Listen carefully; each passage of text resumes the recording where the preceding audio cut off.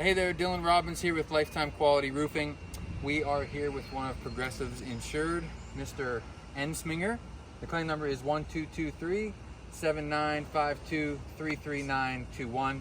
It is 1:30 p.m. on a beautiful June 30th at a 79 degrees temperature here. So what we're going to be doing is, at the request of Progressive, we're going to be doing a shingle repair.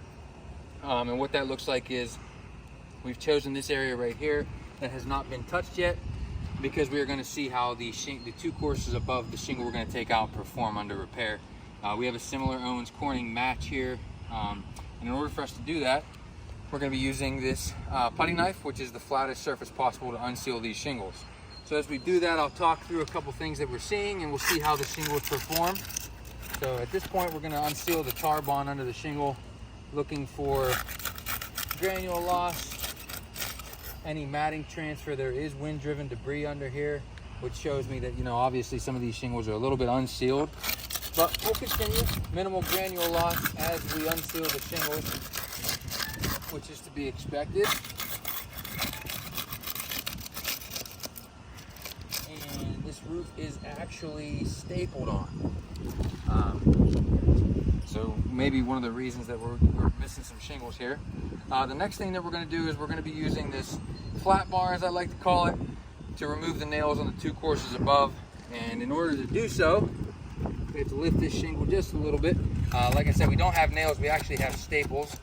So this is going to be a little bit more difficult than normal. During this process, we try not to over manipulate these shingles. As you can see, I keep my hand here, making sure that we don't over bend them at all.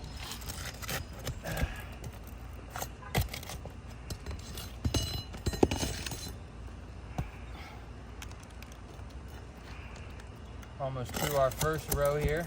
The shingles are actually, as you can see here, Drew, if you look here, this shingle actually completely ripped through on that staple there. Staples just make it a little bit more difficult to remove the shingle for a repair appropriately.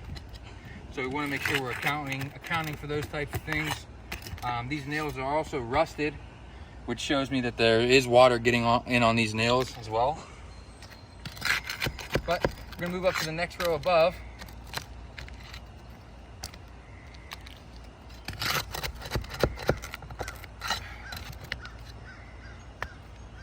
All right, almost wrapped up here, taking the staples out.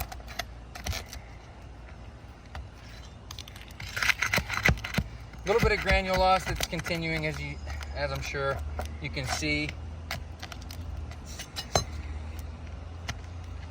That one.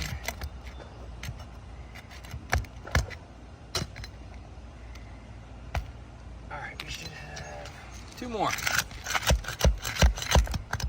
Okay, that one ripped right through, as you can see here.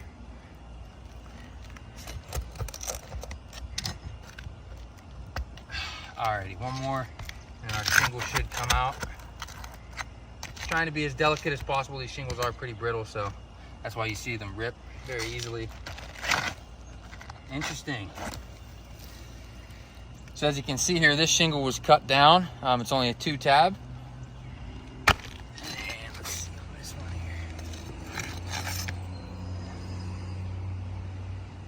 So,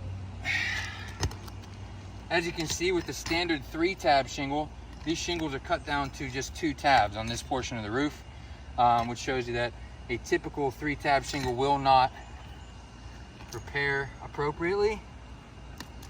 Alrighty, so we needed to be a little bit innovative here, being that some of these shingles are cut down to 2 tabs. We have cut a 2-tab here.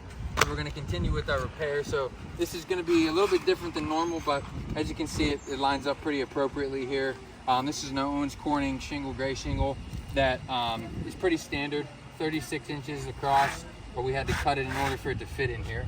As you can see, also when this happens, if you look under here, being that these shingles are cut inappropriately, our shingles are not going to line up perfectly, but we're going to continue as best we can here. We've got it slid in here to line up as best we can.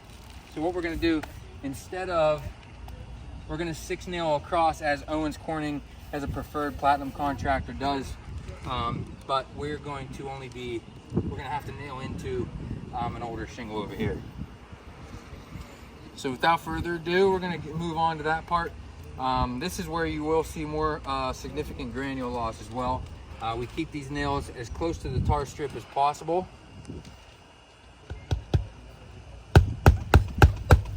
So Drew, if you can see, once we do that a little bit closer here, you are going to see quite a bit of granule loss over here on the other shingles.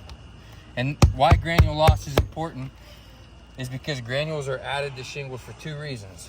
The first reason being it protects the roof from overexposure to the sun onto the matting of the shingle. And it also protects the home if a home was to break out with a fire from the fire damaging the roof too much. So when granules come off, we're actually damaging the shingles. Alrighty, so we got two more here. If you watch right here as I'm hammering these. Pretty significant granule loss on these shingles, being that they're a 20-year shingle. And we'll try and hand seal these back down as best we can. And we're gonna move on to our next row.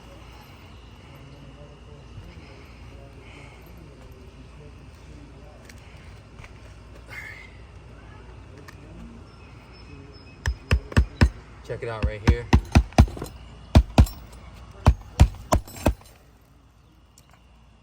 One.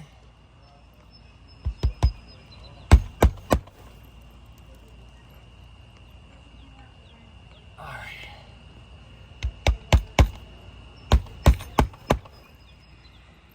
Three. Very bad granule loss here. Oops. Two more.